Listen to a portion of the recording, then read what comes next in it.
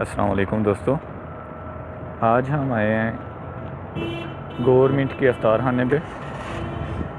इधर Saudi government शहरियों को अफ्तारी मुहैया करती है। माशाल्लाह बहुत बहुत अच्छा इंतज़ाम होता है।